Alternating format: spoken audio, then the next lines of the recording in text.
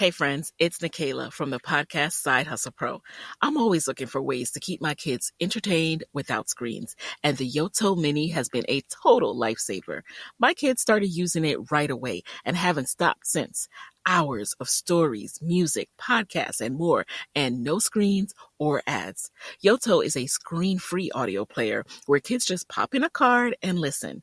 With hundreds of options for ages 0 to 12, it's the perfect gift they'll go back to again and again. My dog Max loves chewing on my favorite pair of shoes, almost as much as he loves his Blue Buffalo Life Protection Formula dry dog food. Seriously, he never leaves a crumb. And I love it too, because it's made with high-quality protein, antioxidant-packed fruits, and nutrient-rich veggies. Blue Buffalo foods are made with the superior ingredients your dog needs to thrive. Can your dog food say that? Visit feedbluefood.com to learn more.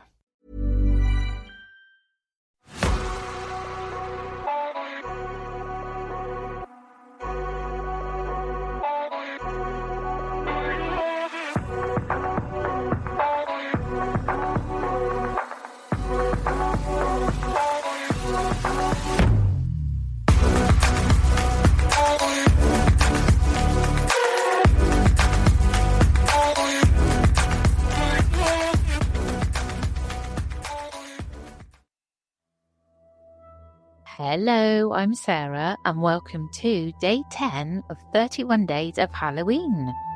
I've got 3 spooky stories to share today. I'll get straight into them. Are you ready? For the first story. Friend and I saw something while lost in the mountains in Bhutan. When I was 15 years old, I was part of a school trip to visit the country of Bhutan. Bhutan is an ancient country where the Western world has barely had any influence. We were travelling in a small group of about 20 people.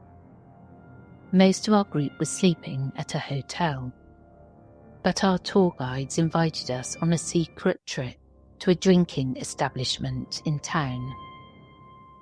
We went on the trip and we met some girls.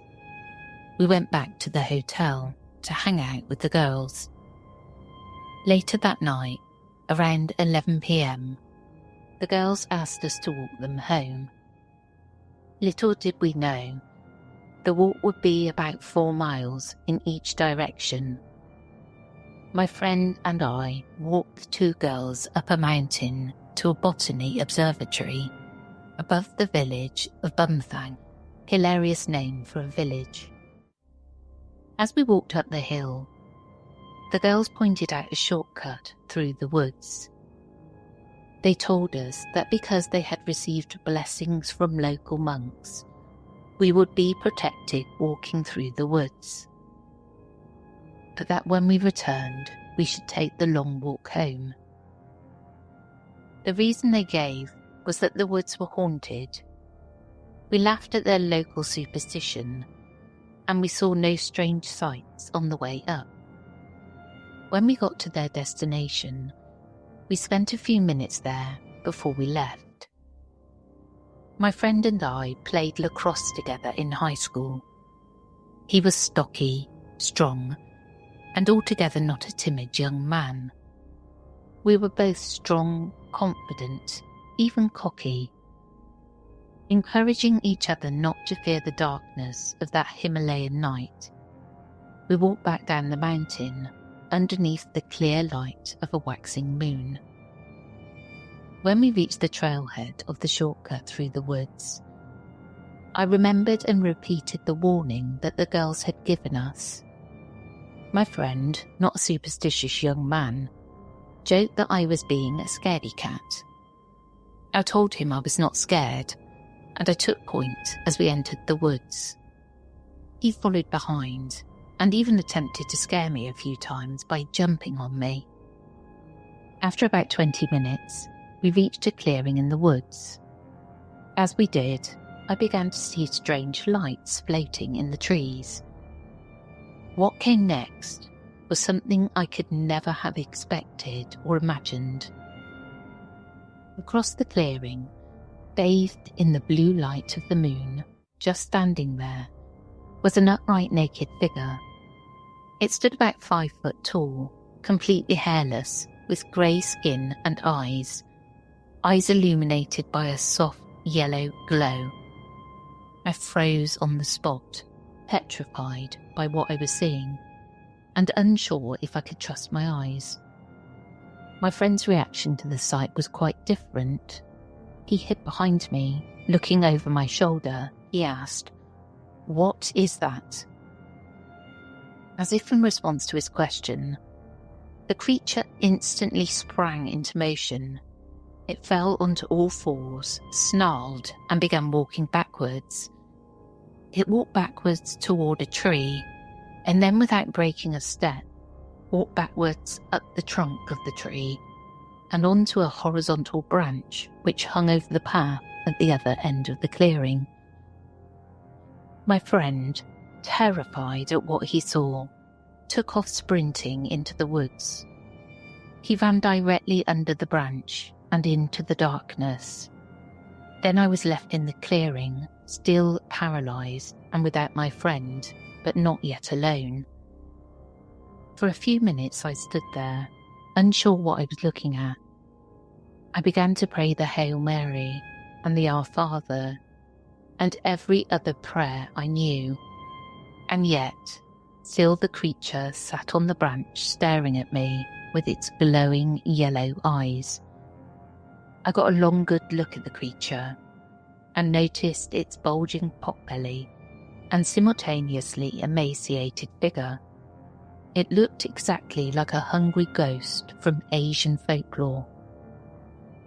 I had no choice but to walk toward the creature, slowly so as not to startle it. I walked directly underneath the branch, looking up at the yellow eyes and snarling dirty teeth. Saliva dripped from above onto the path below me, which I had to step around. At every moment, I thought the creature would pounce down at me, but it did not.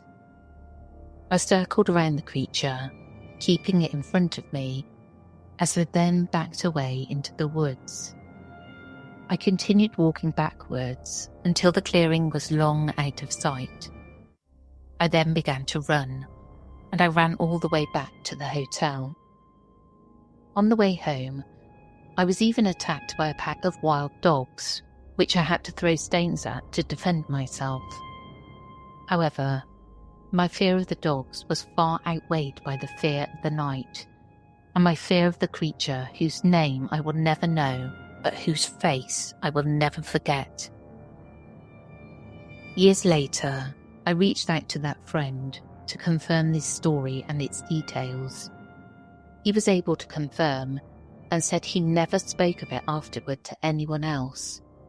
It was one of those deeply confusing experiences that no one will ever be able to confirm or deny.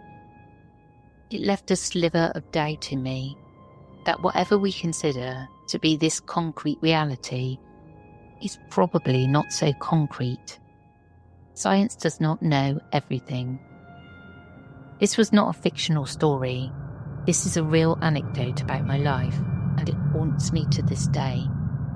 As I wrote this story, bone-chilling fear took hold of me, and the same familiar tears of true horror began streaming down my face. I hope you have enjoyed this tale. If you ever find yourself alone in the woods at night, maybe take the long way round.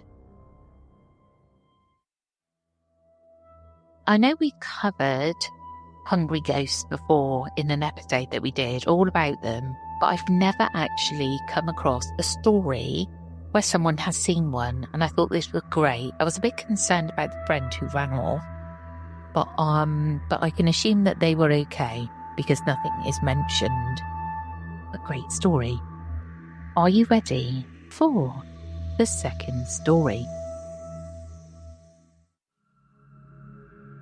Poltergeist. So, a little backstory. I grew up in southeast Kentucky, and my parents were in the military. One went to Iraq to fight the war, then came back. Then the other got deployed within a year to Iraq/Afghanistan. My parents were not the best parents because they were going through a lot of their own emotional struggles related to PTSD. Both were heavy alcoholics and they cheated on each other all the time. By this time, I was 10. When my dad was gone, after my mum came back, it reached its peak. She would go out to bars all night and leave me and my sociopathic brother home alone to fend for ourselves. One night, she was actually home, and for some reason I was terrified to go into my room. So I asked if I could sleep in my mum's room while she watched TV in the living room. She said okay. So I went in and climbed in bed and started hearing this noise, like a clicking noise. I was like, what the heck? I looked over to what I thought was the origin, my mum's closet. I felt uncomfortable, so I went out of the room and tried to play it off, like I wasn't tired yet, but my mum made me go back in. As soon as I got in the bed and looked over at the closet, one of her shoes was floating 1.5 feet off the ground. I jumped out of bed and scrambled out of the room so fast. I told my mum what happened, and she said she would come lay with me until I went to sleep. I'm pretty sure she thought I was just being a kid, you know, monsters under the bed kind of thing. Then she started hearing the clicking too. She got freaked out and made my brother sleep in the room with us for everyone's safety. The clicking continued, and we just felt really uncomfortable and unsafe. We finally fell asleep after we all prayed continuously. In the middle of the night, my mum had to use the restroom, so she turned on the light to her ensuite bathroom. The light bulb blew up, sending glass everywhere. Almost immediately after, a wind rushed down the hallway and knocked all the pictures off the walls. Then, silence. There were no doors or windows open. The air wasn't on, and it was, to this day, the strangest thing that has ever happened to me. I think all of that built-up emotion from everyone in the house compounded and created this phenomena, this poltergeist. The house was quiet after that, but our family struggles continued until it broke apart, for the better, and everyone moved on. I absolutely concur that the energy can be released if something is going on inside a home. I think it just is a brewing place. A brewing, I don't know, but brewing something. So it's like a pot that all of that energy goes into, because you've got parents with PTSD, all sorts of stuff, and kids in a house. And I do believe that that can produce poltergeist-like activity for sure. Are you ready for the third and final story?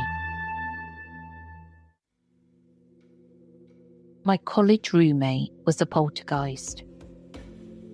This is a story about the year I lived in a haunted dorm room. In 2015, I was a freshman in college. I roomed with my best friend Emily from high school. Before leaving for college, we had done some research and found rumours online that our dorm building was haunted, but we didn't take it seriously. We lived on the second floor, and our room was in between the stairwell and the laundry room. The first month went totally normal, and we were settled into our new routines. One day, when I got home from class and walked in the room, everything was open. All the drawers on both of our desks, dressers, and tall standing wardrobes. My first thought was that someone broke into our room and robbed us. But then that didn't make much sense, because you could only access our room with 2 key cards. One was mine and the other was Emily's. Nobody else's key cards would be able to unlock our door. I called Emily to see if she was in class, but she was in the bathroom down the hall. When she came back, I showed her the room, and she said it wasn't like that when she left. At the time, we both thought it was the other one playing a prank, but neither of us said it. Over the next couple of months, more things started happening that proved to both of us that it wasn't the other one playing pranks. We often came home to find everything open, but that's not it. At night, when we were both in bed, we could hear our laundry baskets being dragged across the floor and things falling off our shelves. One time, we went into our beds with the lights out. I sneezed and clearly heard, "Bless you." When I said thank you, thinking it was Emily, I looked across the room and realised she was asleep. I also heard "hello" whispered in my ear a few times. Another time at night, I was up late studying, and Em was asleep. I felt like I was being watched all night, but just told myself I was tired and paranoid because I couldn't shake the feeling. Then out of nowhere, I felt a light shove on my back. Obviously this scared me, so I got up to yell at Emily, but then saw she was still in her bed. Once when Emily was in the room by herself, she was on the phone with her dad, talking about all the weird stuff that had happened to us. And of course, right on cue, all at once, every single drawer flew open. After about a month of us being terrified, we got up the courage to talk to our RHD about everything. We started with something like, "So we had a weird question about our room," when she stopped us and said, "Let me guess, stuff is moving around and you don't know why." "Excuse me, what?" She said, every year she gets reports from the people that live in that room, with stories the same as ours. Has happened for years, she said. She told us that it was the ghost of a little girl named Sarah, who was known to be mischievous and liked to mess around. To be honest, this part of the story I'm not sure I buy 100%, but it made us feel a bit better to tell ourselves it was just a girl. Anyway, after a couple of months, things settled down and occurrences became less frequent. We eventually felt comfortable in our room, and if something happened, we would just tell ourselves it was Sarah messing around again and brush it off. Even though we were scared at times, we both agreed that nothing ever felt evil or sinister.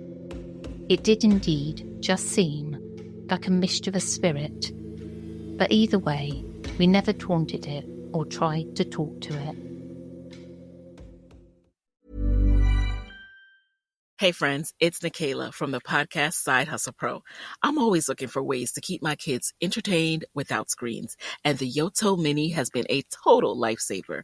My kids started using it right away and haven't stopped since. Hours of stories, music, podcasts, and more, and no screens or ads. Yoto is a screen-free audio player where kids just pop in a card and listen. With hundreds of options for ages 0 to 12, it's the perfect gift they'll go back to again and again. My dog Max loves chewing on my favorite pair of shoes, almost as much as he loves his Blue Buffalo Life Protection Formula dry dog food. Seriously, he never leaves a crumb. And I love it too, because it's made with high-quality protein, antioxidant-packed fruits, and nutrient-rich veggies. Blue Buffalo foods are made with the superior ingredients your dog needs to thrive. Can your dog food say that? Visit feedbluefood.com to learn more. Interesting one, because this sounds like a poltergeist, but it happens each time people go into this room and into this dorm. So possibly more of a haunting, I would say, than poltergeist. But poltergeist-like activity.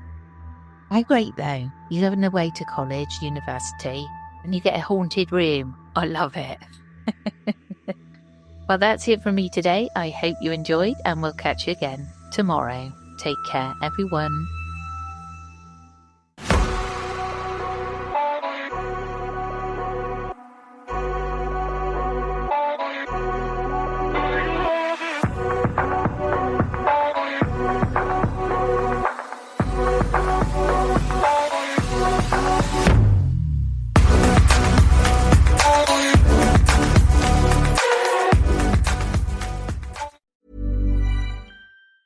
Hey friends, it's Nikayla from the podcast Side Hustle Pro.